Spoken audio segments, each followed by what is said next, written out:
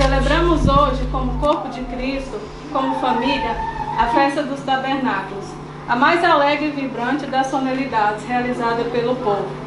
Tabernáculo é uma das 3 principais festas do calendário judaico. No 15º dia, acontecia a última festa do ano religioso, a festa dos tabernáculos. Era uma festa anual, sendo de 7 dias por ano. Durante esses 7 dias, habitavam-se em tendas. A sucá, ou a tenda, deve ser erguida ao ar livre e ser constituída de palha ou folhagem, para que possibilite ver o céu. Essas tendas também eram construídas com ramos, e ficava aberta para o céu, lembrando que sempre o nosso socorro e a nossa provisão vem de Deus. Havia muito júbilo e alegria nessa ocasião. E havia um espírito de gratidão por tudo que o Senhor havia feito durante o ano. 7 dias habitarei em tendas de ramos, todos os naturais de Israel habitarão em tendas, para que saibam que eu fiz habitar os filhos de Israel em tendas, quando os tirei da terra do Egito. Eu sou o Senhor vosso Deus. A festa dos tabernáculos atribui a lembrança da peregrinação pelo deserto e o sustento pelo Senhor. Aleluia! A fragilidade das tendas que o povo construía era uma lembrança da fragilidade do povo quando peregrinava os 40 anos no deserto, a caminho da terra prometida. A palavra tabernáculo origina-se da palavra latina tabernáculo, que significa uma cabana, um abrigo temporário. Assim como nós aqui estamos em um abrigo temporário, até que chegue o grande dia e teremos nossa morada eterna em Cristo. Aleluia! É um tempo de regozijo e ação de graça. Glória! A ordenança de Deus para o povo habitar em tendas atrás, conotação de caráter moral, social, histórico e espiritual. Os rabinos falam da sucá como um símbolo de proteção divina. Em momentos de aflição, pedimos ao Todo-Poderoso que nos abrigue em sua tenda. Isto é, Jesus veio na sua primeira vinda para fazer morada no coração daquele que confessa e o recebe como Senhor e Salvador. Aleluia. O centro da festa do tabernáculo é Jesus, Yeshua. Chegará a sua segunda vinda, quando se cumprirá integralmente o que diz o profeta Zacarias. Todas as nações, todos os anos, subirão a Jerusalém para celebrarem a festa do tabernáculo como dono da festa, o Rei Jesus. Aleluia! No princípio era o Verbo, e o Verbo estava com Deus, e o Verbo era Deus. Todas as coisas foram feitas por Ele, e sem Ele nada do que foi feito se fez. Aleluia. Se alguém tem sede, venha a mim e beba. Aleluia. Isto é, Ele é o Verbo, a palavra viva. É lindo poder entender e receber essas revelações. E Yeshua prepara sua noiva pela lavagem da água, pela palavra. A festa do tabernáculo é, portanto, momento de grande alegria para o corpo de Cristo.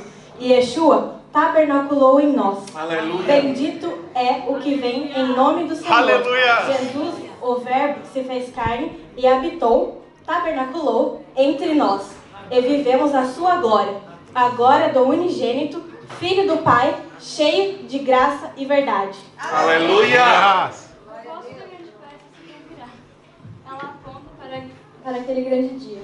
Então vi o novo céu e a nova terra, pois o primeiro céu e a primeira terra haviam passado, e o mar já não mais existia. Vi também a cidade santa, a nova Jerusalém, que descia dos céus, da parte de Deus, adornada como uma linda noiva para seu esposo amado. Ouvi uma forte voz que procedia do todo e declarava: Eis que o tabernáculo de Deus agora está entre os homens. Aleluia! Ele habitará. Então, eles serão o seu povo e o próprio Deus viverá com eles, e será o seu Deus. Ele lhes enxugará dos olhos toda lágrima, não verá mais morte, nem pranto, nem lamento, nem dor, porquanto a antiga ordem está encerrada. Aleluia! Vamos celebrar, é alegria, Ele está no meio de nós, é tabernáculo. Vamos junto com as crianças agora declarar que Ele é o leão da tribo de Judá. Aleluia!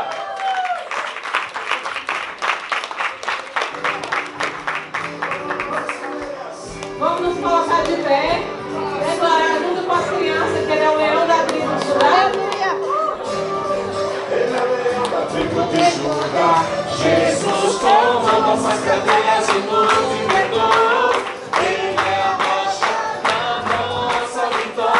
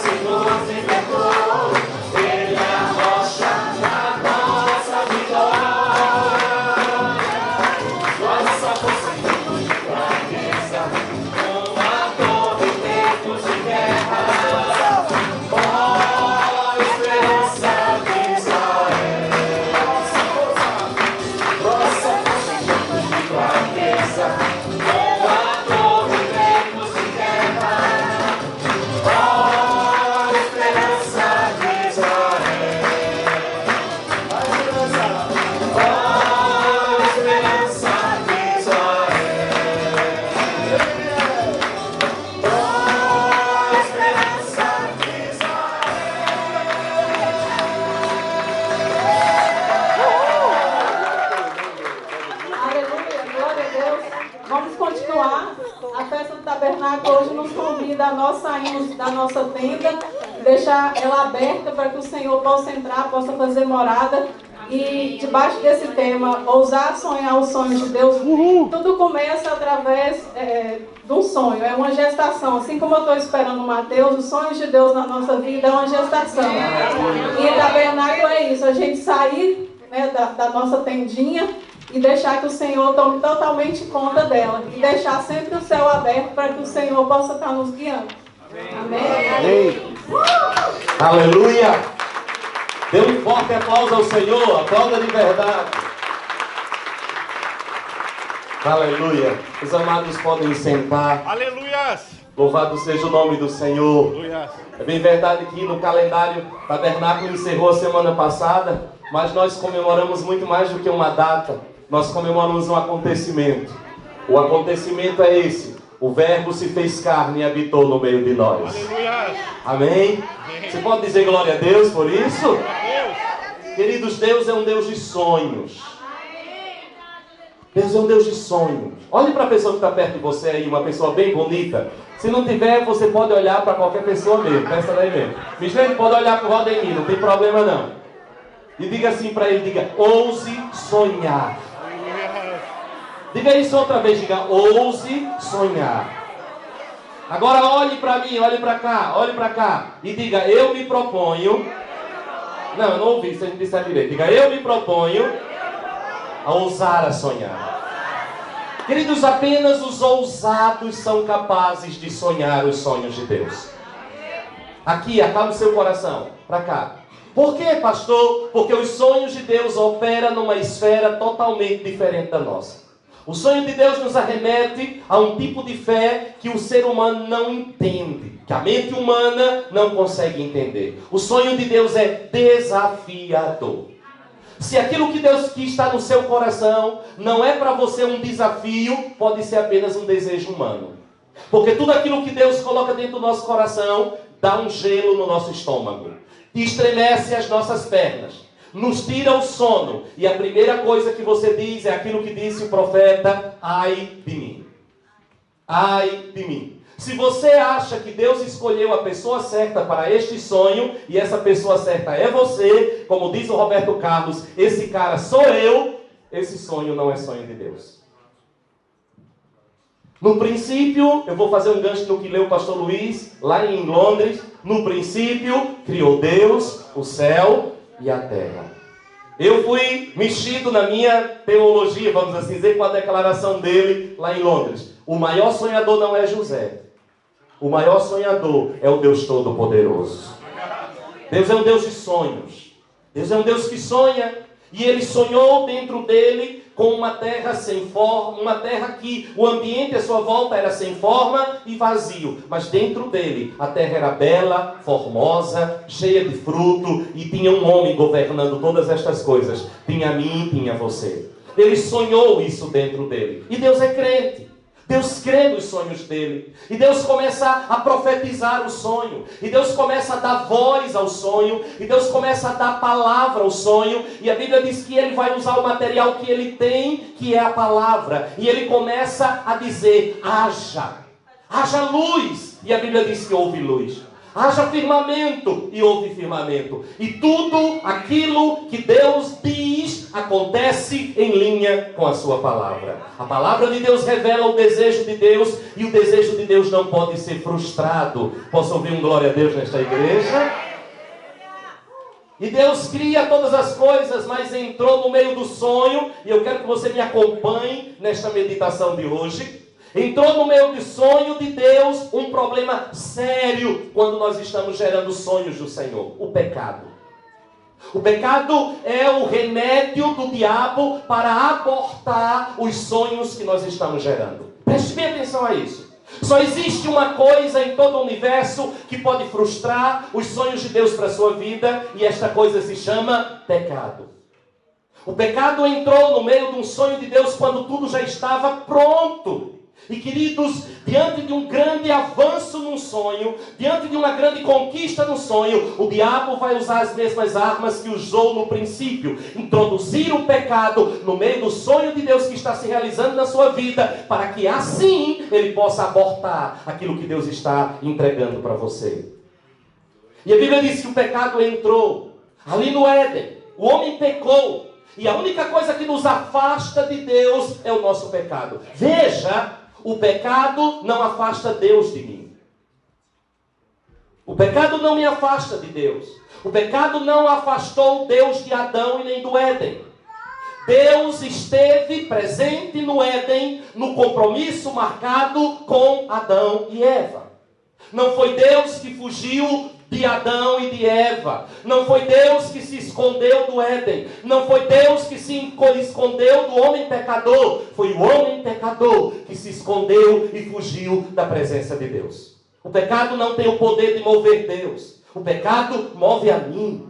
O pecado não afasta Deus da sua posição. O pecado afasta o homem do lugar onde a bênção e os sonhos de Deus se tornam realidade na vida dele. Mas Deus não deixa de sonhar, só porque um problema entrou no meio do caminho. E eu quero dizer uma palavra profética para você nesta tarde. Não deixe de sonhar, só porque um problema entrou no meio do caminho. Não, vou dizer de novo, vocês erraram de igreja. Não pare de sonhar, só porque apareceu um problema no meio do seu sonho. Porque Deus não desistiu, e isso é a característica de um sonhador. Se você for olhar as marcas de todos os sonhadores na história da humanidade, ele tem uma marca que é única. Ele nunca desiste. Todo sonhador é teimoso. Todo sonhador é persistente. Todo sonhador não se permite fracassar. Ele levanta, sacode a poeira, dá a volta por cima e tenta de novo. Ele ri do seu próprio fracasso e continua tentando até que um dia o sucesso bate na porta dele. Ele não desiste porque não deu certo a primeira vez. Ele tenta de novo. Aleluia! Diga, eu sou um sonhador. Não, diga isso de boca cheia. Vamos, me ajuda aqui. Diga, eu sou um sonhador. Então, meu irmão, se você é um sonhador, você está proibido de desistir. Você está proibido de chorar na primeira esquina. Até pode chorar, mas o choro dura só uma noite. A alegria vem pelo amanhã, e a alegria do Senhor é a nossa força, e a gente continua sonhando, e foi assim que Deus fez. Quando Deus chegou no Éden, a desgraça estava feita. O homem estava escondido, comeu da árvore que Deus disse que não era para comer. A nudez apareceu, medo de Deus. Que horror quando nós temos medo de Deus. Pastor, mas a Bíblia diz que nós temos que ter temor. Temor é reverência, temor é respeito. Queridos, o temor não nos esconde de Deus. O temor nos aproxima da presença do Senhor. Eu busco a Ele porque eu temo a Ele. Eu busco a Ele porque eu sei quem Ele é. Ele é aquele que faz o monte fumegar. Ele é o Deus que habita em chamas eternas. Mas o amor dele por mim me atrai a esta presença gloriosa. O medo não. O medo me culpa. O medo me oprime. O medo me esconde atrás da moita. O medo diz que eu não mereço a presença de Deus. É verdade, eu não mereço a presença dele. Mas ele decidiu que a presença dele estaria acessível a mim. E eu irei a ela. Eu irei a esta presença. Deus não desiste quando ele vê aquele quadro tão terrível. Adão escondido, todo mundo nu, costurando folha de figueira para cobrir a nudez, os atos de justiça, tentando cobrir o pecado com seu braço. Oh, irmãos, nas nossas quedas, não é? Ei, aqui, para nós, nas nossas quedas, quem não já costurou aqui uma penca de folha de figueira para cobrir? Não foi? Quem já não fez um monte de roupa de folha de figueira? E você faz, daqui a pouco a folha seca e está nu de novo. Aí faz e está nu de novo. Aí de repente você descobre que o que cobre o nosso pecado não é folha de figueira, é o cordeiro que vai ser imolado pelo Deus Todo-Poderoso.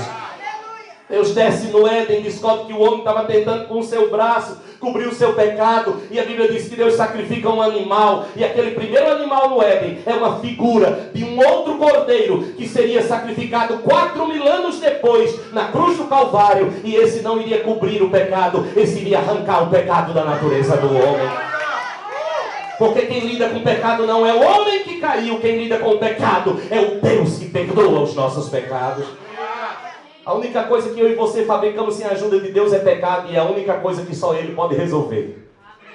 Essa é uma enrascada que nós entramos sozinho e nós não saímos sozinhos. Tem uma enrascada na nossa vida, não é não, negona? Tem uma enrascada na nossa vida que nós entramos nela sozinho, que se chama pecado. E você e eu não conseguem sair sozinho. Glória a Deus por Jesus Cristo de Nazaré. Jesus disse, eu vim buscar, eu vim salvar uma cambada que estava perdida. Era eu e você. Ele disse, eu não vou buscar, eles não vão se achar nunca. Estão mais perdidos que segue em tiroteio e amendoim na boca de banguelo. Ele veio e nos achou e hoje nós fazemos parte do reino dele. Oh, coisa maravilhosa. Somos encontrados pelo Senhor. Dê glória a Deus por isso, meu irmão. Vire penteca hoje aqui, vá. Oh, maravilha. Isso é sonho. Você acha que sonho de Deus não passa por intempéries? Você acha que sonho de Deus não passa por momentos como esse? O maior sonhador, no momento em que ele terminou tudo e viu que tudo era muito bom. Nego velho, quando alguém estraga um negócio que é meia boca na vida da gente, a gente até aguenta. Mas quando estraga o que tem de melhor, aí é para acabar com os piques de Goiás. Não, pastor Ivo? É para acabar os piques de Goiás. Quando o diabo esperou, quando Deus disse que tudo que ele fez era muito bom, Satanás disse, é agora. Né? Agora eu vou jogar areia, pastor Elan, dentro deste balde de doce de leite, bem mineiro, né? Vou jogar areia aí. E ele jogou. Deus olha e diz, pelo amor de mim mesmo, e agora? Ele diz, vamos lá.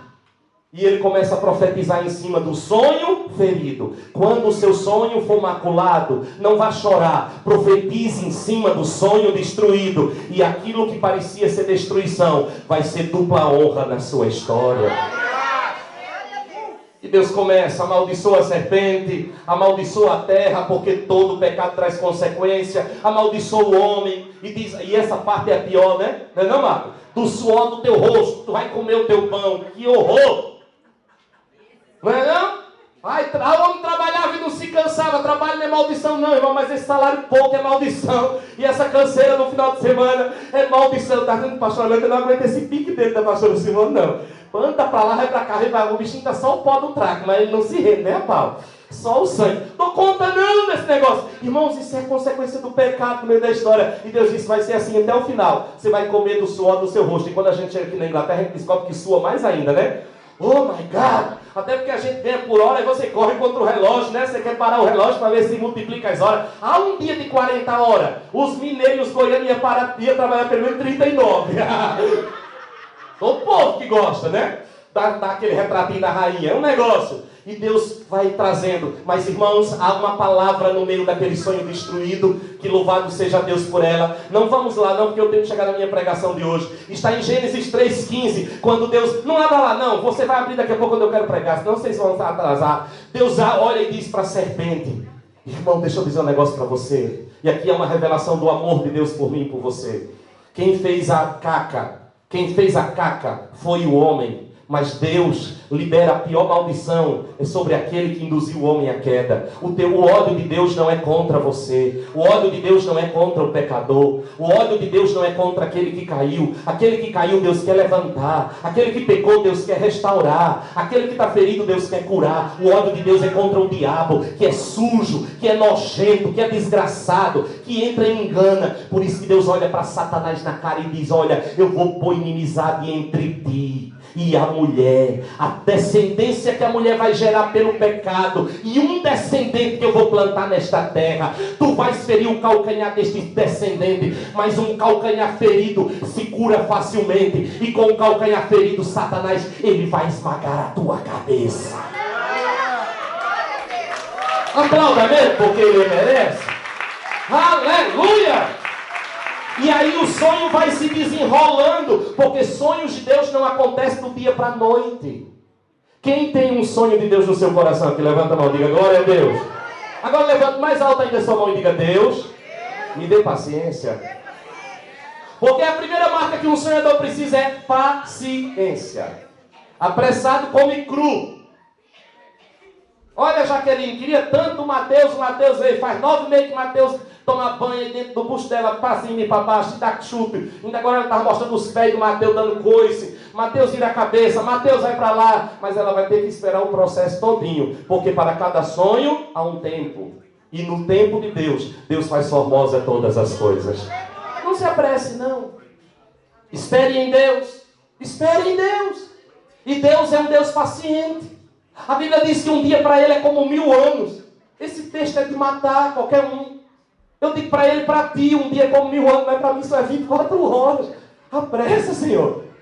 Ele não tem pressa. Sabe por quê? Deus não vê como o homem vê. Deus, quando olha para você, Ele não vê você. Ele vê você e a sua descendência. Diga aí. Deus abençoou Abraão e a sua descendência. Deus abençoou Davi e a sua descendência. Aí Deus olha assim, Ailton, se tu não aguentar viver na terra há muito tempo, eu tenho a tua descendência. Vai teus filhos, vai teu neto, vai teus bisnetos, tataraneto, escancha-neto, sei lá. E aí vai. E no dia que Deus cumpriu a promessa na vida dele.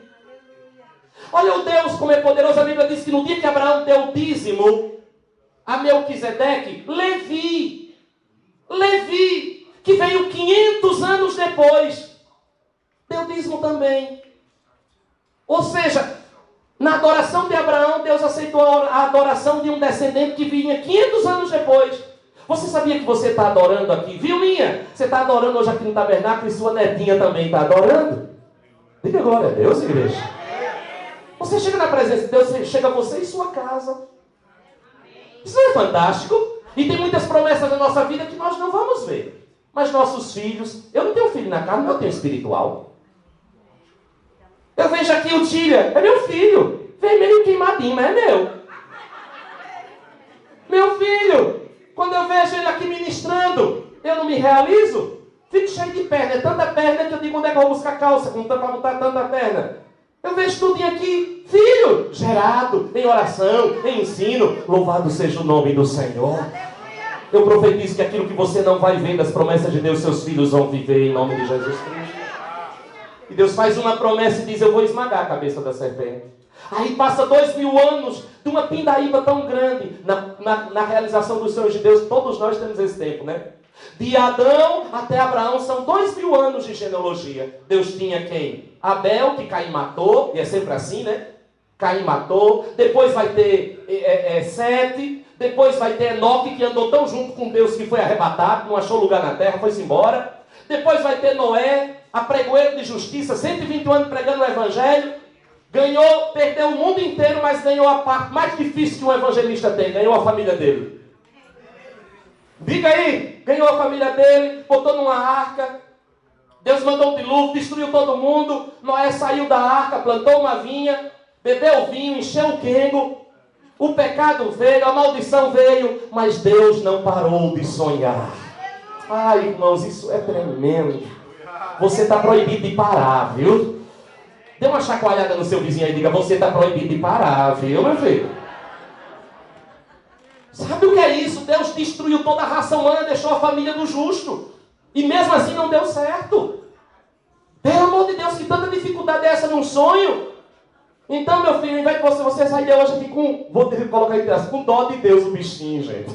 Como o bichinho sofreu até aqui, mas não desistiu. Aleluia! Glória ao Senhor. Aí depois de Noé, Deus olha e vê um homem lá em Ur dos Caldeus, do outro lado da Mesopotâmia, onde hoje é o Iraque. E Deus olha e vê um homem. E Deus diz, vou sonhar através dele. Eu vou sonhar através deste homem. E Deus chama e aparece para Abrão. Chamado Abrão, pai amoroso. E Deus chega para ele, casado com uma velha, chamada Sarai, que significa princesa. E eles tinham um problema que desafiava o sonho de Deus. Deixa eu dizer um negócio para você. Deus e a linguagem de Deus não conhece desafio. Vou dizer de novo. Deus não conhece desafios. Aliás, Ele gosta. Deus é briguento. Deus gosta de um negócio difícil. Quando o negócio é muito fácil, Ele diz, gosto não. Não é assim? Você vai para a Bíblia, não gosto não. Aí Ele vai escolher, Ele não poderia ter escolhido um daqueles homens que gerava menino todo dia, daquela mulher parideira?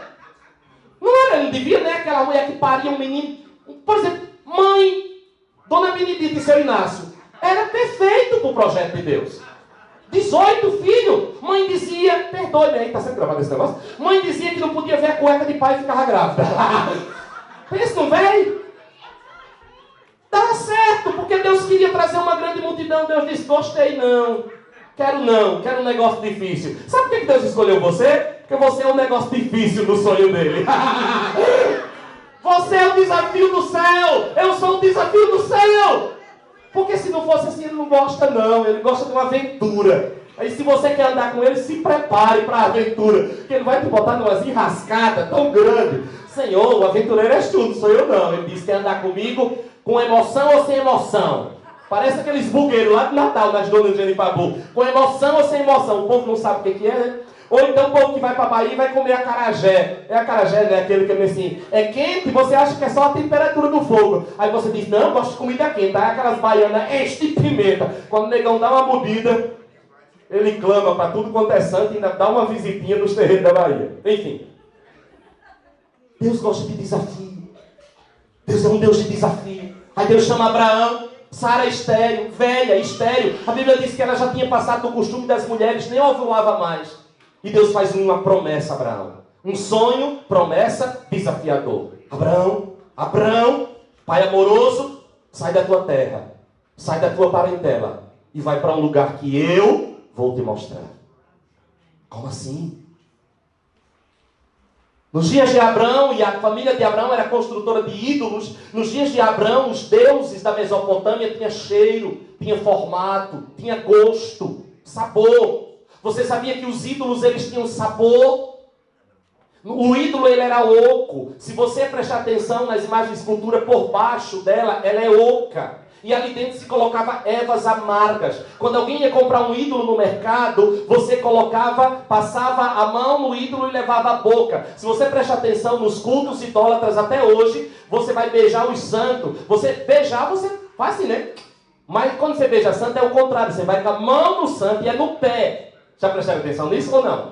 Você passa a mão no pé do santo e traz para a boca. Isso é assim que beija santo. Passa a mão lá e traz para cá. Isso é um costume da Mesopotâmia, dos ídolos mudos da Mesopotâmia. Porque embaixo do pé do santo tinham ervas. E quanto mais amargo era o ídolo, quanto mais amarga era a erva, mais eles acreditavam que o ídolo era poderoso. E daí veio o costume até hoje, dentro do paganismo dito cristão, de beijar o pé do santo. Abraão e a família de Abraão trabalhava com isso. Os deuses para Abraão tinham forma, cor, gosto. De repente apareceu Abraão dizendo que o Deus Criador do céu e da terra mandou ele fazer um negócio que não era lícito um filho fazer. Sair da casa do seu pai, da sua parentela. Só não deixava a casa do pai. O filho construía a tenda do lado da casa do pai. Jesus não disse assim, na casa de meu pai tem muitas moradas e eu vou fazer uma para vocês. Ele não disse eu vou fazer noutra terra, é na casa do meu pai. E quando eu estiver pronta, eu vou voltar para buscar vocês. Abraão vivia com Tera, o seu pai, descendente de Sem. E aí Deus chama e diz, sai da tua terra, da tua parentela e vai para um lugar que eu vou te mostrar. Como é o formato deste Deus, Abraão? Não tem formato. Qual é o gosto dele? Não tem gosto. Como é o rosto dele? Não tem rosto. Todo mundo achou que Abraão estava ficando doido. E Deus espera com paciência, porque Abraão, tem gente que acha que no outro dia Abraão saiu, e Abraão esperou Tera morrer. E depois que o pai dele morreu, ele deixa tudo e sai para uma terra que Deus o iria mostrar. E Deus disse para ele, a tua descendência será numerosa como os grãos de areia da praia do mar e como as estrelas do céu. E em ti, Abraão, e nos teus descendentes serão benditas todas as famílias da terra. Mas Sara era estéril. E já estava com 75 anos de idade. Era uma velha. Não ovulava mais. Mesmo estéril. E Deus disse, eu vou abrir o ventre de Sara. Abraão obedeceu, mas uma pontinha de dúvida ficou no coração. Quando, em uma teofania, Jesus de Nazaré desce à terra junto com 2 anjos para destruir Sodoma e Gomorra, e ele que estava ali fez uma promessa a Abraão que daqui a 1 ano ele voltaria e Sara teria um filho. Eles já tinham desistido de tudo, já tinha feito aquela caca. Quem na construção de um sonho não fez uma caca, né? Não quis dar uma ajudinha a Deus. A gente desce essa sarrafo em H, em Ismael, mas todos nós carregamos uns Hzinhos na vida. Todos nós já quisemos dar uma ajudinha a Deus. Aí se eu fui lá com fulano, quem sabe? Né? Ou nós achamos que se fulano fizer... Eu acho tão engraçado, com todo respeito às irmãzinhas, mas tem umas irmãzinhas que eu acho engraçado. Elas dizem assim, pastor, se o senhor conversar com meu marido, eu tenho certeza que ele se converte. Eu digo, meu nome agora mudou de Orlando para Espírito Santo, foi? Nós achamos que se alguém fizesse, fulano orasse, Beltrano dissesse, fulano, aí vai acontecer. E Deus diz assim, aprenda a andar comigo e depender das minhas orientações. Deu um jeitinho, já tinha desistido, mas o anjo disse que era Jesus, aquele anjo, eu vou voltar daqui a 1 ano. E você, Sara, e Sara vai ter um menino. A velhinha estava lá dentro da tenda, fazendo o almoço, o de comer, como diz na minha terra. Quando ela ouviu aquilo, ela imaginou, meu Deus.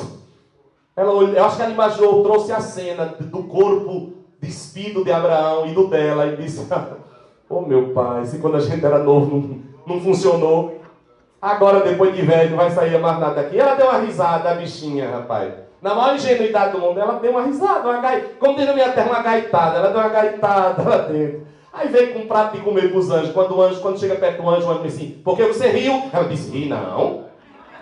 Que conversa de rir é essa? Eu nem ri, não ri. Você nem ri? Ri não, meu senhor. O anjo disse, tu riste.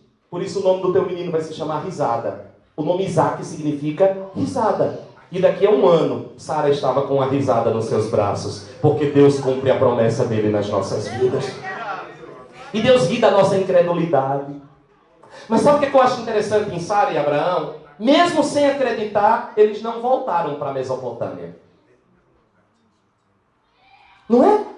Mesmo sem acreditar, eles fizeram tudo o que Deus mandou. A Bíblia diz que é melhor obedecer do que sacrificar. Deixa eu dizer um negócio para você. Você quer ver os sonhos de Deus se cumprindo na sua vida? Mesmo quando você não acreditar, obedeça. Mesmo quando Deus te mandar fazer alguma coisa dentro de você, todos os teus sentidos naturais disserem não faça, faça. A nossa bênção está na nossa obediência. Até porque nós somos um povo que confunde muito fé com emoção. E todos nós confundimos, eu confundo. Quantas vezes nós chamamos as nossas emoções de voz de Deus? Quem aqui, pode me atirar a primeira pedra, eu boto a cara a tapa, pode atirar. Quem aqui não já ouviu a sua própria voz e bateu o martelo dizendo, Deus me disse? Quem não fez isso? Eu já, muito. E o que aí, pastor? Quebrei a cara e voltei. Eu estava enganado. Quem não? Nós confundimos a voz das nossas emoções com a voz de Deus. Porque a linha que separa a minha emoção da voz do Espírito é tênue demais. E nós estamos acostumados a ouvir a nossa alma, nós não estamos acostumados a ouvir o Espírito. Não venha dar uma de super espiritual porque você não está acostumado.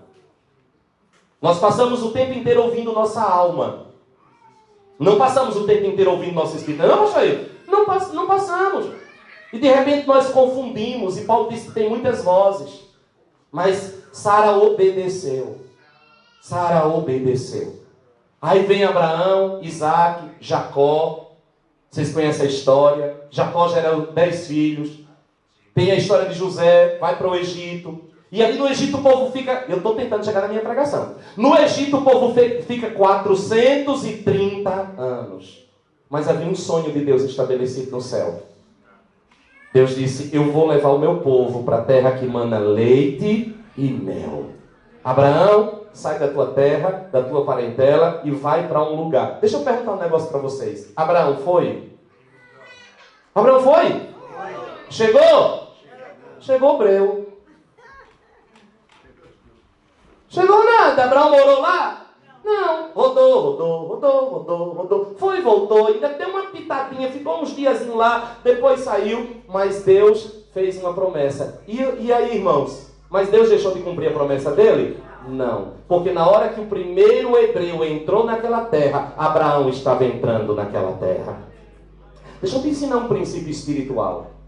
Na hora que Deus abençoar o teu filho, Ele está abençoando você. Na hora que Deus fizer prosperar os teus filhos, Ele estará fazendo prosperar você. Mesmo que você não esteja mais aqui nessa terra. Não importa. Deus não é Deus de mortos. Porque a morte e a vida e esse tempo de existência está num plano que está fora do âmbito de Deus. Deus é atemporal. O tempo é uma prisão humana. Deus não conhece isso. Deus é. Para Deus o mundo está sendo construído agora.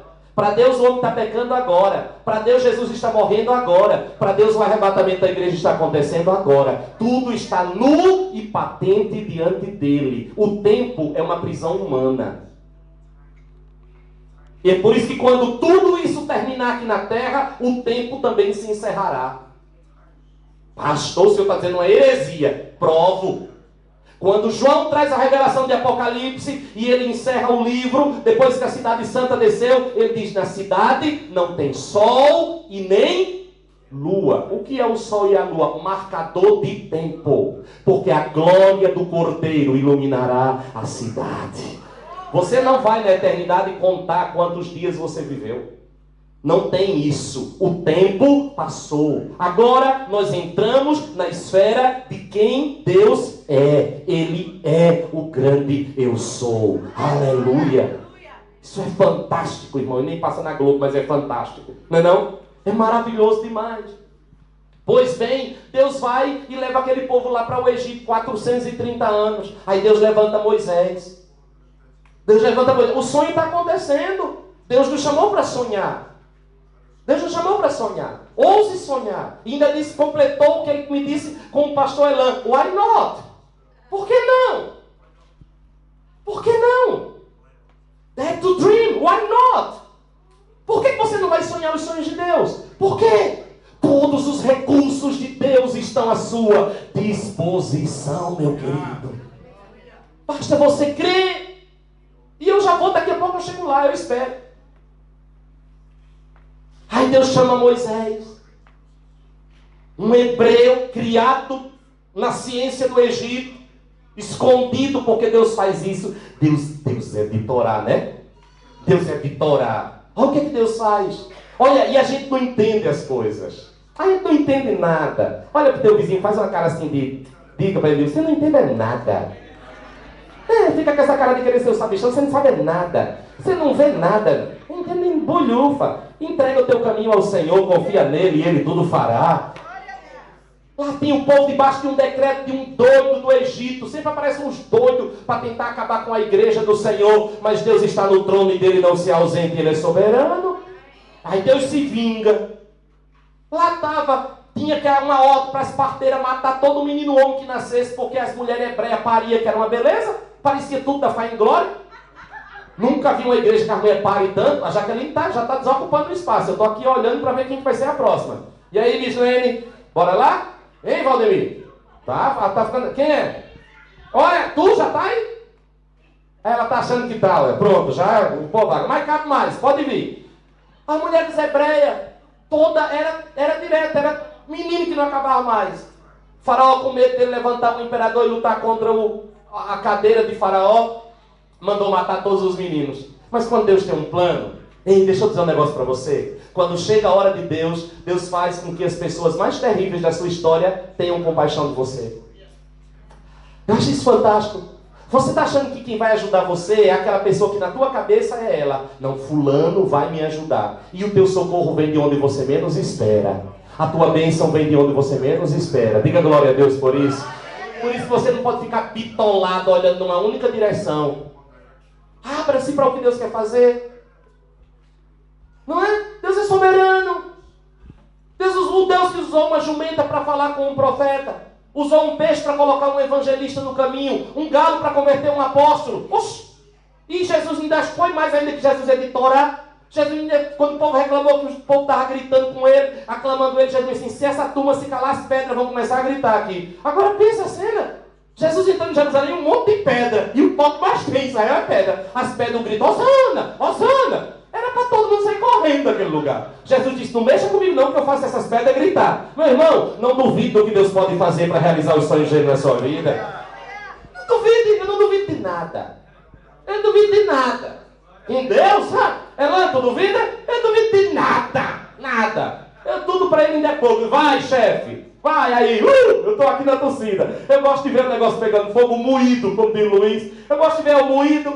Eu gosto de... Quando vem quadradinho. Eu não consigo entender esse Deus numa caixinha quadradinha, esse negocinho. Deus, ele cheio de bagunça por ele. E aí, irmãos, Deus vai e se move para que aquelas parteiras não matem Moisés. No bairro dos Hebreus, do outro lado do Nilo.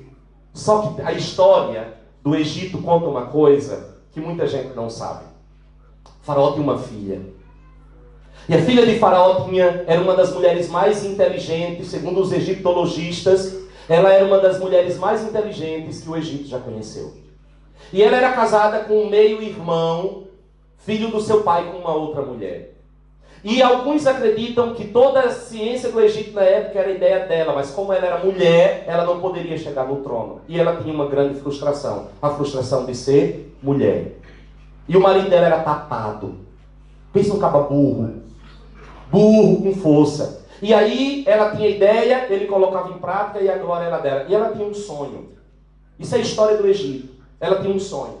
O sonho dela era ter um filho homem a quem ela ensinaria tudo o que ela sabia. E ela ficou grávida. E ela deu glória. E na hora que ela estava tendo o filho, quando ela estava parindo, quando a criança passou, as parteiras disseram: é uma menina. Ela estrangulou a filha entre os joelhos. Porque ela não queria ter uma filha para passar pelo mesmo sofrimento que ela passava por ser mulher dentro de uma sociedade machista. E ela estava um dia se banhando no Nilo. E o Nilo para os egípcios era um deus. E esse banhar-se no Nilo não era tomar banho normal. O banhar-se no Nilo era um ritual de adoração, pedindo alguma coisa ao Nilo, porque o Nilo era um deus. E enquanto ela banhava-se no Nilo, uma das suas servas viu um cesto se aproximando. E a serva foi lá ver o que é que tinha dentro daquele cesto. E dentro daquele cesto tinha um menino hebreu chorando.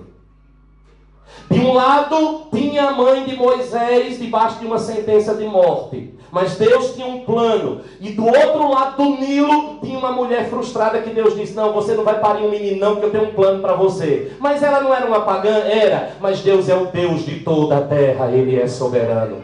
E Miriam foi atrás daquele cesto, porque quando colocou o cesto com Moisés no Nilo, botou no sentido da correnteza, e o cesto subiu contra a correnteza e foi em direção à área dos palácios. Quem já foi no Nilo e fizer o percurso vai ver que o bairro dos Hebreus era uma descida, e os palácios dos faraós ficavam na parte alta. Eles colocam o cesto na parte baixa e o cesto sobe contra a correnteza, e Miriam fica assustada com aquilo. E de repente a filha de Faraó toma aquele menino e diz: o Nilo me deu, o Nilo ouviu a minha oração, o Nilo ouviu o meu clamor. Mas não foi o Nilo não, foi Yahvé, o Deus Todo-Poderoso. E ela pega o menino, leva para casa e treina-o para ser um estadista. Por quê? Porque Deus precisava de um estadista. E Deus disse: Faraó, tu queres oprimir o meu povo? Pois agora tu vai me ajudar. Eu vou treinar o libertador do meu povo que tu oprime. E tu vai pagar a conta. Eu acho isso de torar os canecos. Aí cumpre-se aquilo, a Bíblia diz que o ímpio entesoura para o justo. Já pensou? Você treinou o cara. Parece a história do cara lá que destruiu as torres gêmeas dos Estados Unidos, né? Os Estados Unidos treinou o cara, depois o cara vai lá e derruba as torres gêmeas. Mas é mais ou menos assim. Deus pega Moisés e diz: Faraó, você vai treinar ele. Para quê? Para dar o maior desfalque que o Egito já descobriu, já viveu em toda a sua história. Pode um negócio desse? Pode. Por quê? Faz parte do sonho do Deus Todo-Poderoso. Aí quando Moisés já é um rapaz, já pronto, treinado em toda a ciência do Egito. Ei, deixa eu dizer um negócio para vocês. Para de dizer essa besteira que eu vejo muitos pregadores dizendo que Moisés era gago. Ah, pastor, mas quando Deus apareceu com Moisés, ele disse: eu não sei falar, eu não tenho mais a oratória que eu tinha quando eu estava no Egito. É isso que Moisés está dizendo. Isso é até uma piada entre os judeus. O Deus disse que Moisés era gago, e quando Deus falou com ele, para falar com Arão: tira o meu povo e leva para a terra. Deus tinha dito para ele assim: leva para o Canadá. Aí Moisés gago ficou cana. Aí Abraão entendeu Canaã. Aí levou para aquele lugar resseco. Mas não era lá não, era para eles morar no Canadá. Era para vocês rirem. Meia dúzia riu, é uma tristeza. Minhas piadas estão ficando velhas. Aí Deus levanta Moisés, e quando Moisés vê vocês conhecem a história, né? Moisés foge porque matou um egípcio. Depois Moisés vai de volta, porque Deus disse: liberta o meu povo. E quando Moisés tira o povo, de lá Deus vai dizer para quê? Para que o povo me adore. Tudo isso, pastor, olha para cá. Tudo isso para quê? Para que o meu povo me preste um culto. Tudo isso que eu contei a vocês até agora, Deus fez. E quando ele chama Moisés para libertar o povo, ele diz para Moisés, sabe por que eu quero tirar esse povo depois de 430 anos daí? Para que eles, no meio do deserto, me ofereçam um culto. Uau! Não trate um culto como sendo uma coisa qualquer. Não pense que um culto é qualquer coisa. Deus fez tudo isso para que o povo lhe oferecesse. Aí quando o povo oferece o culto, Deus gostou do negócio.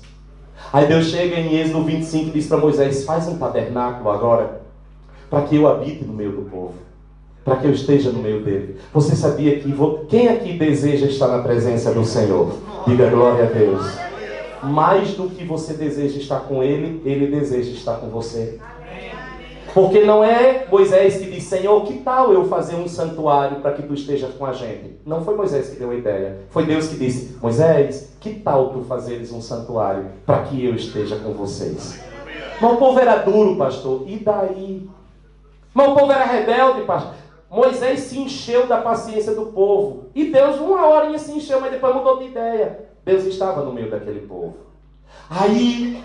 lá vem Moisés, vocês conhecem a história, depois Josué morre, o povo entra na terra, as tribos são divididas e a nação é dividida em 12 tribos, depois vem o período dos juízes, e eu não vou aqui citar cada um deles, senão a gente só vai sair daqui no próximo tabernáculo. Depois dos juízes, aí o povo pede um rei, porque o povo viu que todas as nações da terra tinham rei. Aí o povo pediu um rei. Samuel, que foi o último juiz de Israel, ficou bravo, porque o povo rejeitou Samuel, e Deus diz, não rejeitou a ti não, o povo rejeitou a mim. Mas eu vou dar um rei. E Deus dá Saul. Saul foi um erro de Deus, não. Saul foi escolhido pelo Senhor. Mas só que Saul começou bem e terminou mal. E aqui vem um princípio. O segredo não é como você começa. O segredo é como você termina. Vencedor não é aquele que larga em primeiro. Se fosse Rubinho Barrichello, era o maior campeão de Fórmula 1 do Brasil. Vencedor é aquele que chega em primeiro lugar. Não importa como é que você largou, o que importa é como você vai terminar. Paulo termina, Paulo não conta direito. A história de Paulo no início era uma tristeza, mas no final ele declara, eu combati o bom combate, eu terminei minha carreira, eu guardei a fé, eu estou pronto para receber a coroa que o Senhor tem preparado para mim. Não importa como você começou, não importa quantas vezes você caiu no caminho, não importa quantos pit stop você teve que fazer na sua corrida, não importa, o que importa é como você vai terminar ela. E aí Saul pisa na bola, mas Deus, como foi lido hoje, se eu não me engano foi hoje ou foi ontem, não lembro mais, Deus escolhe Davi, foi hoje aqui, né? O Dília falou, Deus vai e escolhe Davi, achei Davi. Eu acho essa expressão fantástica, achei Davi. Quem acha que estava procurando? Achei Davi. Aquele menininho, ruivinho, pequenininho. Ninguém dava nada por ele. Só servia para cuidar de poucas ovelhas do seu pai. Ninguém dava nada por ele. Oh, meu Deus. Sabe aquele que quando chegava, todo mundo chegava em casa, todo mundo assim, coisinha linda. Mas ninguém queria levar para casa? Não é? Ninguém queria dar uma filha para casar? O bichinho era doido para casar. Pastor, que conversa é essa? O Davi era doido para casar. Doido, não era não, pastor? Quando ele chegou no campo de guerra, que Golias estava desafiando o exército de Israel, ele disse que ganhará o homem que vencer esse gigante. Aí disseram, o cavalo do rei, ele, a coroa do rei, a roupa do rei, minha gente não grava isso não. Agora não sei o que do rei, quando disseram, a filha do rei, disse, estou dentro. Doido para casar. Doido para casar. O cara enfrentou Golias para casar. Diga aí. E foi lá e derrubou. E casou. Pegou a mulher, depois tomou de volta. Mas casou com ela. Com a filha do rei. Deus achou Davi. E Davi tinha um sonho. Davi tinha um sonho. O sonho dele era edificar um templo para Deus. Ele conquistou a cidade. Ele comprou a terra. Mas quando ele foi fazer o templo, Deus disse, você não vai fazer. Eu já andei quase que a Bíblia todinha hoje aqui com vocês. Você não vai fazer o templo. Porque tuas mãos estão manchadas de sangue. Tu és um homem de guerra. Mas Davi, Deus não estava interessado em templo, sabia? Não era um sonho de Deus. Deus gostava daquele tabernáculo de lona. Deus gostava daquele lugar. Mas será que Davi queria? Você sabia que no processo para realizar os sonhos de Deus, de tabela, ele realiza os nossos? Sabia disso? A Bíblia diz: deleita-te no Senhor e Ele satisfará os desejos do teu coração. Você sabia que Deus vai te dar um monte de coisa enquanto você cuida dele? Faça a obra do Senhor, envolva-se com Deus. E você vai ver que você não vai gastar energia com as suas coisas. Deus cuidará de tudo aquilo que diz respeito a você. Ele vai cuidar de você. Antes que a palavra chegue na sua boca, Ele já vai conhecer. Ele vai sondar o teu coração e vai te oferecer aquilo que você nem imagina que Ele pode te dar. Aí Deus faz uma promessa a Davi: o teu filho vai edificar o templo para satisfazer Davi. Davi deixou todo o tesouro para o templo, tudo, e Salomão edificou o templo. Foi uma bênção, foi lindo, mas se tornou numa maldição. Por quê? Eu estou quase chegando no texto da minha pregação de hoje. Por quê? Vá logo para lá, Salmo 126. Essa é a introdução para chegar no Salmo 126. Porque quando o povo tinha o templo era tão suntuoso em toda a história da humanidade. Nenhuma religião da terra teve um templo tão caro, tão rico, tão cheio de joia, com tantos tesouros como o templo de Salomão. Aí sabe o que é que aconteceu? O povo começou a bater no peito e dizer: temos o templo, temos o templo. E o povo começou a confiar mais no templo de Deus do que no Deus do templo. Ô perigo, irmãos. Sou crente, sou evangélico, sou não sei o quê. Cuidado. Deus pode derrubar o seu templo. Porque Deus não está interessado em templos. Deus está interessado em pessoas. Não estou diminuindo o valor do templo. Vocês estão me entendendo? É quando você começa a confiar naquilo que o teu braço produziu, na beleza do que o teu braço produziu.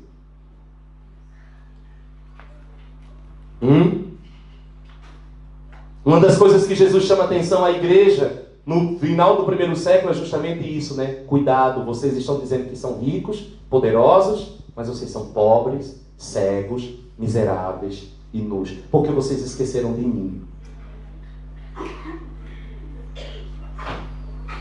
Aí sabe o que é que Deus faz? Porque Deus não aceita concorrência, Deus não divide a glória dele com ninguém. Deus pega e manda Nabucodonosor, e vem o cativeiro babilônico. O povo é levado para o cativeiro e o templo é destruído. A arca desaparece. Desapareceu a arca. Nós não temos notícia da arca da aliança depois da invasão dos babilônicos. Desaparece a arca.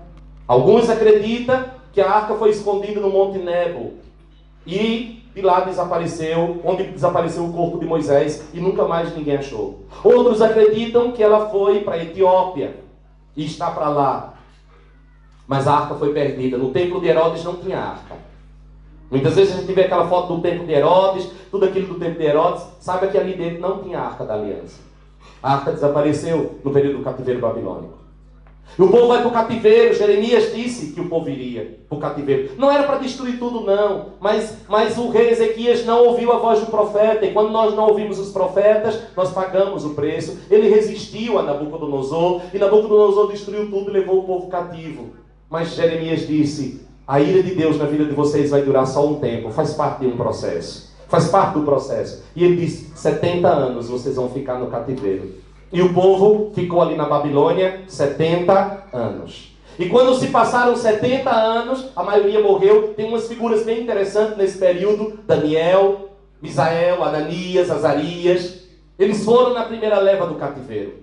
Quando Daniel descobre, lendo as profecias de Jeremias de que o cativeiro tinha terminado, ele não foi deitar-se em berço esplêndido ao som do mar e à luz do céu profundo, mas ele foi orar ao Senhor. E ele entra numa guerra espiritual. Ei, deixa eu dizer um negócio para você. Nenhum sonho de Deus vai se realizar na sua vida sem você entrar numa briga com o diabo.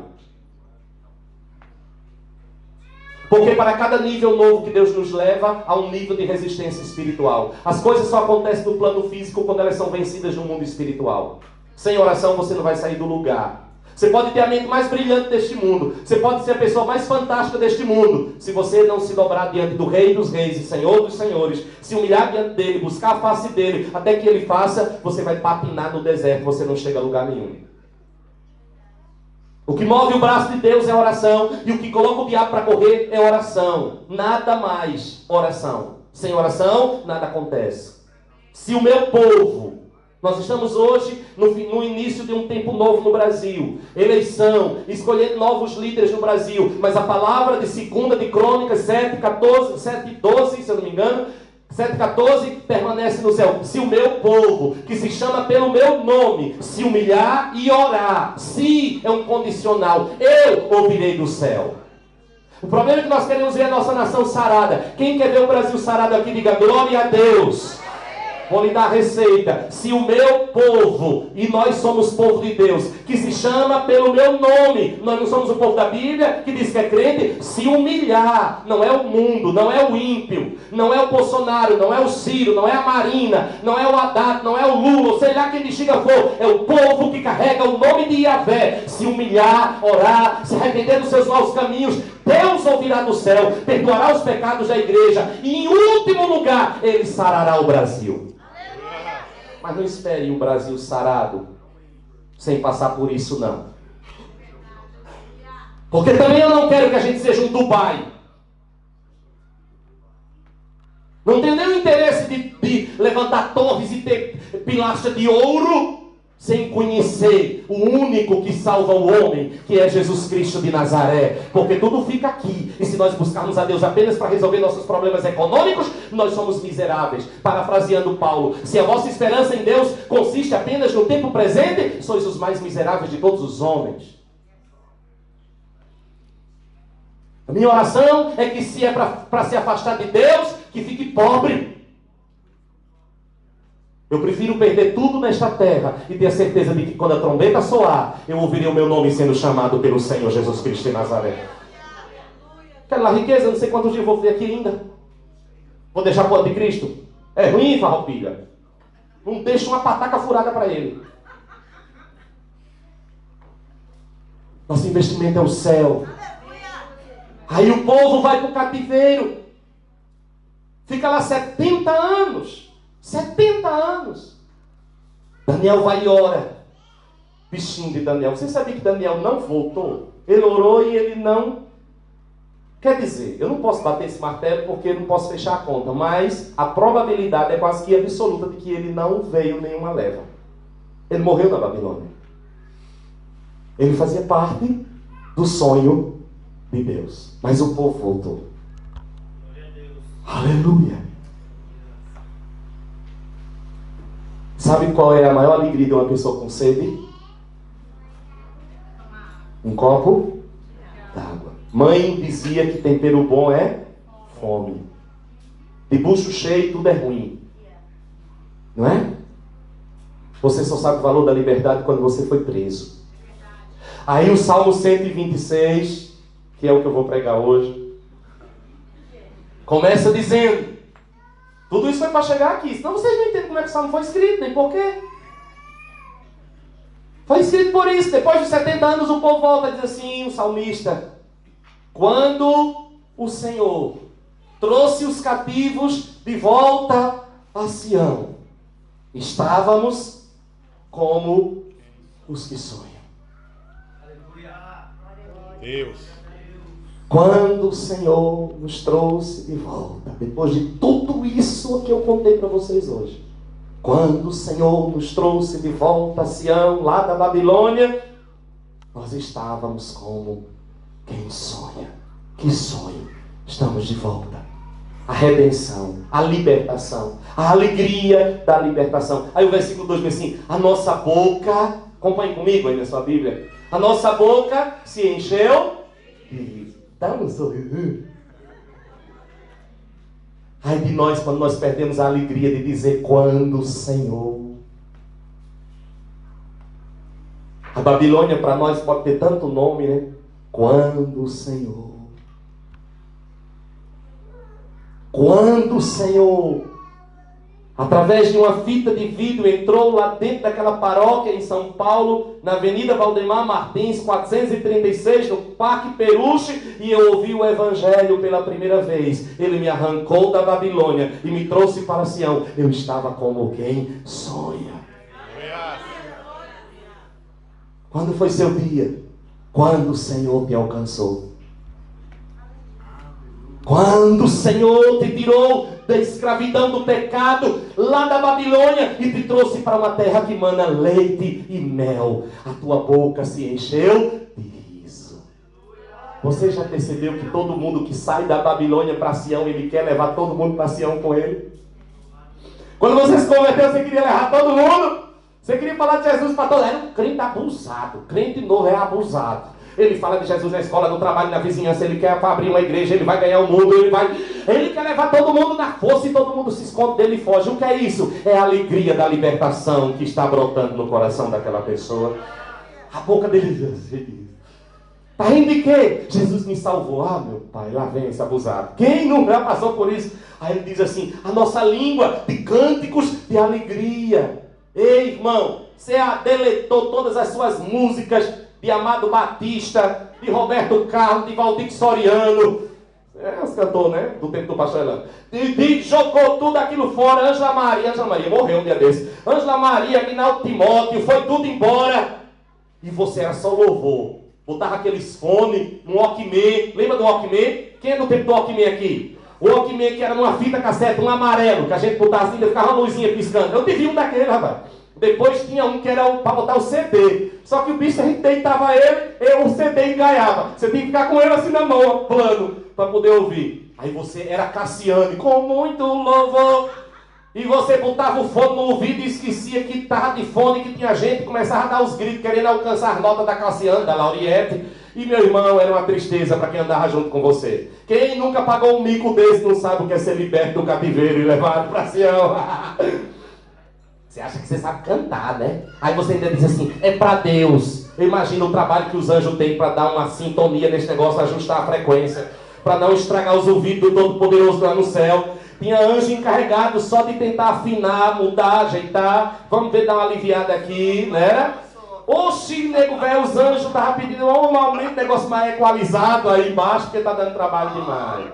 Tem uns anjos DJ no céu que só o sangue, para ajeitar o negócio. Mas o nosso louvor subia na presença do Deus Todo-Poderoso. E de repente você estava no trabalho, na escola, falando em línguas estranhas. O Luiz rodopiando, o Tília dando voadora. Era o Tília do manto, minha gente. Você não conhece esse menino, porque depois que ele foi ficando forte, eu disse: meu filho, não rode mais não, porque senão você vai matar meia dúzia de gente na igreja. Isso é a alegria dos libertos, né? A alegria do Senhor, que é a nossa força. Aleluia! Aleluia. Aí, irmãos, sabe como era esse povo? Recém-liberto da escravidão. Sabe o que é que eles tinham? O desafio de reconstruir uma cidade. Mas a vida de Deus dentro deles era tão grande, a alegria deles era tão grande, o júbilo da libertação era tão grande, que o versículo 2 na segunda parte: então se dizia entre as nações, grandes coisas fez o Senhor por eles. Eles não contaram o testemunho de que Deus deu uma casa nova para eles. Eles não contaram o testemunho de que Deus deu um carro novo. Eles não tinham nem onde morar. Mas havia uma vida de Deus tão grande dentro dele, que o mundo teve que se dobrar e dizer: grandes coisas fez o Senhor por esta tropa. Será que nós não estamos precisando voltar a sonhar os sonhos de Deus de verdade? Ao ponto do nosso coração se incendiar, que as pessoas vão lá e dizer assim: só pode ser Deus que está fazendo alguma coisa, porque o marido está na cachaça, o desemprego bateu, está doente, mas tem um brilho, tem uma alegria dentro desta pessoa tão grande, que não vem do mundo, não vem da carne, é Deus agindo na vida desta pessoa. E quando você tem essa convicção de libertação dentro de você, você não tem dificuldade de reconhecer o que Deus fez. Você não bate no peito e diz: não, rapaz, que Deus sou eu sou o cara. Eu sou o bom, eu sou a última Coca-Cola do deserto. Imagina como é quente, é uma Coca-Cola do deserto. Eu sou a última bolacha do pacote, toda quebrada. Mas se acha, né? Não. Olha o que é que o versículo diz assim, olha. Versículo 3. Grandes coisas fez o Senhor por nós, sim. E é por isso que nós estamos cheios de alegria. Tabernáculo é isso. Sonhar os sonhos de Deus é isso. Ele fez. Ele fez. Agora, irmãos, Dá um pulinho lá, rapidinho. Eu estou brincando com vocês, eu estou quase terminando. Dá um pulinho lá em Isaías 61, versículo 10, para você ver que alegria é essa. Deixa aberto aí, mas olha lá. Isaías 61, versículo 10. Que alegria é essa, pastor, que invade o coração dos sonhadores? É essa aqui, olha.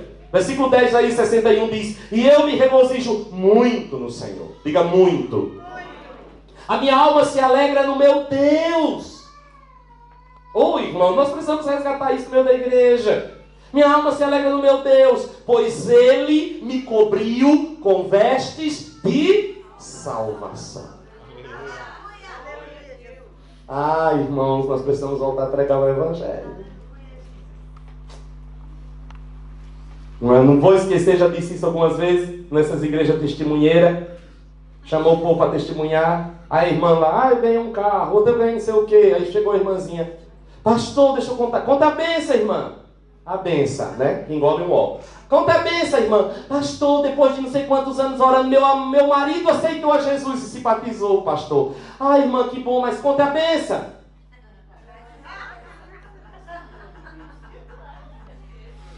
Porque a alegria da salvação já não alegra mais o coração da igreja.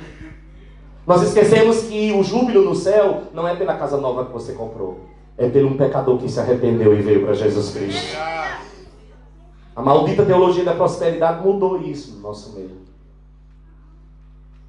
Ah, mas quem pode, pessoa pobre e não é feliz. Vá dizer isso para aquelas irmãzinhas do Cocó, do ciclo de oração, que quando metia o joelho no chão de terra batida, o joelho parecia casco de camelo. Quando metia o joelho no chão, os cabas que tinham uma correspondida começavam a dizer assim: tá na minha hora. E o medo de Deus começar a expor tudo. Porque quando elas diziam: Jeová, misericórdia, acho que Deus dizia assim: me acuda. Porque até Deus estremecia, porque tinha uma vida rendida aos pés do Senhor. Mas elas vinham com um vestidinho de chita e uma chinelinha havaiana com um prego lá segurando a correia. E às vezes comeu feijão e farinha em casa. Mas elas cantavam do céu. Mas elas adoravam o Rei. Mas elas criam em Jesus Cristo como Senhor e Salvador da vida delas. Mas elas sabiam que a qualquer momento a trombeta iria soar e elas iriam embora. E nesta terra tudo ficaria. E o que contava para ela era saber que o nome dela estava escrito no livro da vida. Quando você se encontrava com e dizia assim: a senhora é crente pela misericórdia do Senhor. Não era desse jeito? Sou pela misericórdia. Aí o sorrisinho de boca a boca. Abria aqueles harpa cristã ou cantor cristão e cantava desafinando. Mas a glória vinha. Ninguém ficava sem chorar. Não era não, irmão? Quem conhece desse tempo? Ô, saudade, né, irmão? Aí hoje ficou todo mundo chique, bonito, elegante, rico. E bênção é coisa. E aí Isaías diz assim: olha, ele me vestiu, me cobriu com veste de salvação e me envolveu com um manto de retidão, como o noivo que se adorna com um turbante e como a noiva que se enfeita com as suas joias. Ele fez isso em mim. Por isso eu estou alegre. E o povo vai ter que reconhecer. Não estou fazendo apologia de miséria, não. Eu estou dizendo que nós temos que aprender a ser feliz com todas as coisas. Viver uma vida contente. Contentamento. Vocês aprenderam isso com certeza com o pastor Elan e a pastora Simone esse dia. Contentamento vai gerar em você uma segurança tão grande que Deus vai te dar.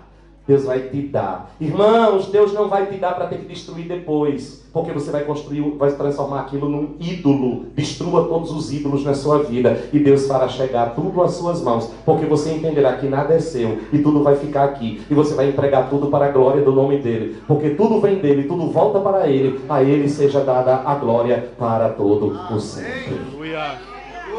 Pastor, e eu encerro com este versículo da Bíblia.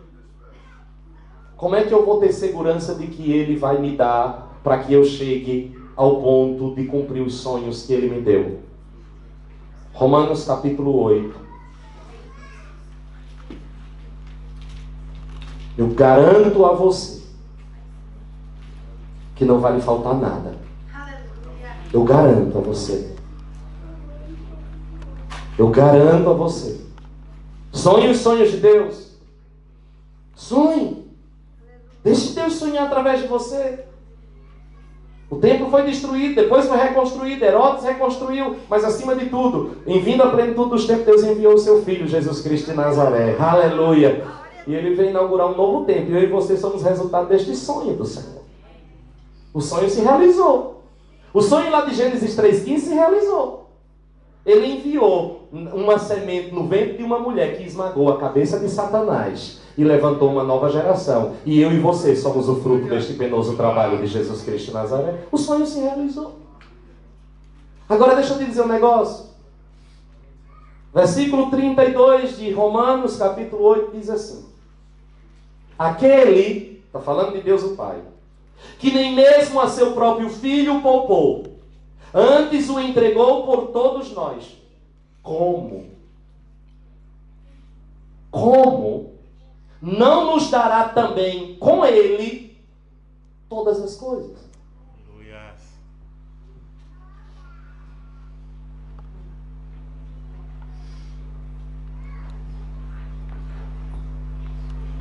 Aquele que não nos negou o seu único filho, antes o entregou.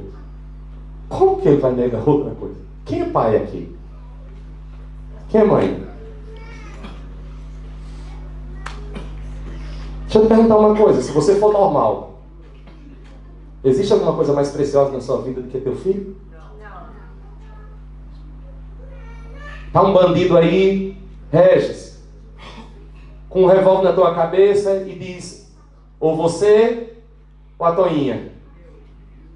Nem dá para pensar, né, nega? Tu dá ela?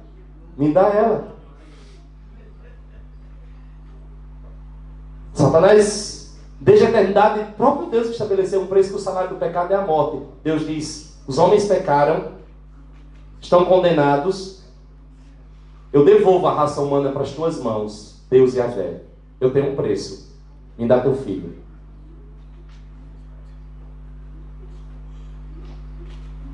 É ele ou nada?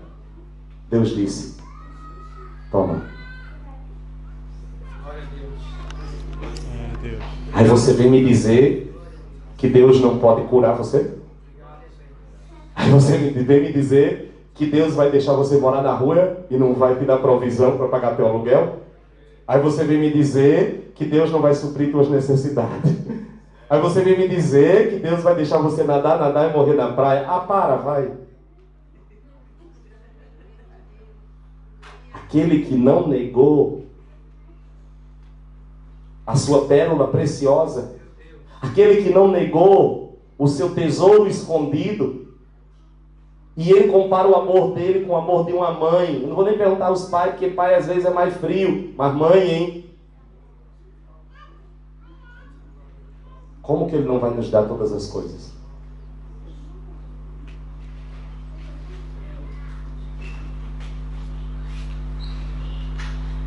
Que segurança sou de Jesus, e já desfruto o gozo da luz. Sou por Jesus herdeiro de Deus, Ele me leva à glória do céu. Canta minha alma, canta ao Senhor, rende-lhe sempre ardente louvor. Canta minha alma, canta ao Senhor, rende-lhe sempre ardente louvor. Ao seu amor eu me submeti, e extasiado então me senti. Anjos descendo, trazendo os céus, ecos da excelsa graça de Deus. Canta minha alma, canta ao Senhor, rende-lhe sempre ardente louvor. Canta minha alma, canta ao Senhor, rende-lhe sempre ardente louvor.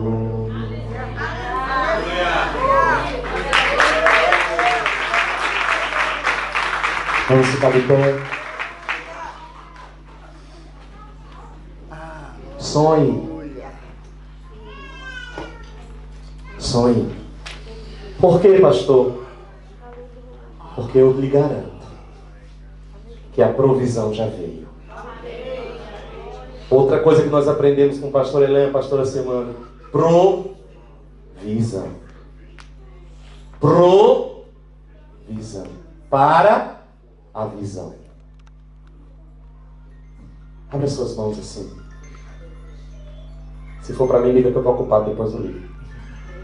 Olhe para as suas mãos e diga: Pai, Tu não me negaste o Teu único filho.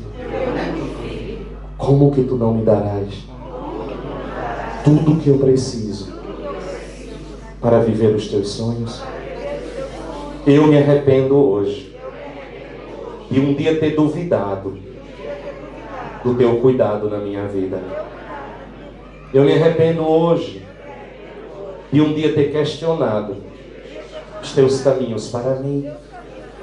Eu me arrependo de todas as vezes que eu tive medo de prosseguir, achando que Tu não iria suprir. Mas eu entendo hoje, Tu és um sonhador. E para os Teus sonhos, Tu tens toda a provisão. Tu tens plantado sonhos no meu coração, que me desafiam, que trazem gelo no meu estômago, faz minhas pernas tremerem e expõe a minha incapacidade.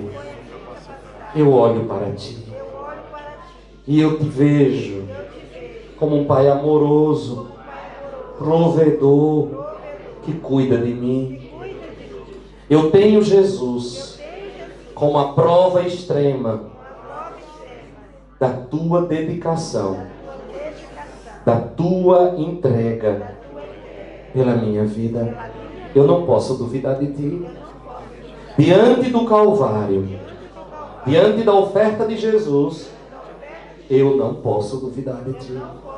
Eu estou impossibilitado de descrer do Teu cuidado na minha vida.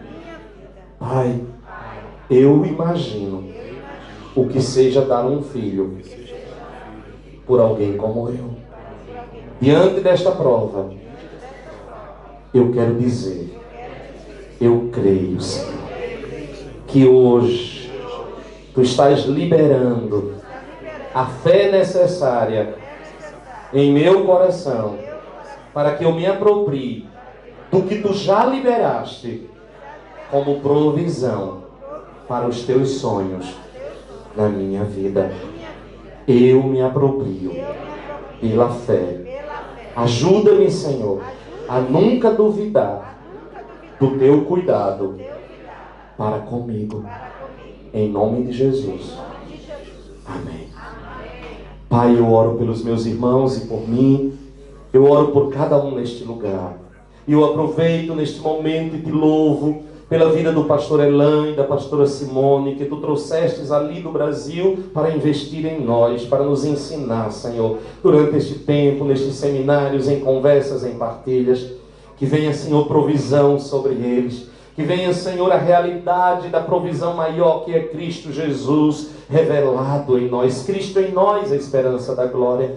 Eu oro pela vida de cada um neste lugar, para que se levante acima da mediocridade desta geração, para sonhar os Teus sonhos, para crer no sobrenatural, para crer em coisas grandes, coisas gloriosas, coisas que exaltem o Teu nome, trazendo como base a alegria da libertação do cativeiro, pois nós somos livres, como cantamos nesta noite, neste lugar. Somos o povo que o Senhor libertou. Verdadeiramente somos livres, Senhor. Diante desta libertação, resultado da entrega de Jesus, o que nós poderemos esperar, Pai? O que nós poderemos esperar, se não muito mais do que o que nós pedimos ou pensamos, pelo Teu poder que opera no meio da igreja? pois tu já chutastes o balde, tu já extrapolaste todos os limites a nos entregar o teu Filho Jesus. E diante desta oferta, oh, que segurança que nós temos. Sabemos, Senhor, tu és extravagante, Senhor, tu vais além das expectativas. E, Senhor, eu oro para que esta provisão, para que este desafio de sonho se manifeste na vida de cada um de nós, Senhor, e nós vivamos esta realidade. Que Yahvé nos abençoe e nos guarde, que Yahvé faça resplandecer o seu rosto sobre nós e tenha misericórdia de nós, que Yahvé sobre nós levante o seu rosto e nos dê shalom. Que a graça salvadora de Jesus, o Cristo, o amor de Deus, o nosso eterno e soberano Pai, e a presença bendita do Espírito de Deus esteja conosco, com as nossas famílias e com toda a igreja espalhada na face da terra, hoje e para sempre. Amém, amém e amém. Dê um aplauso ao Senhor.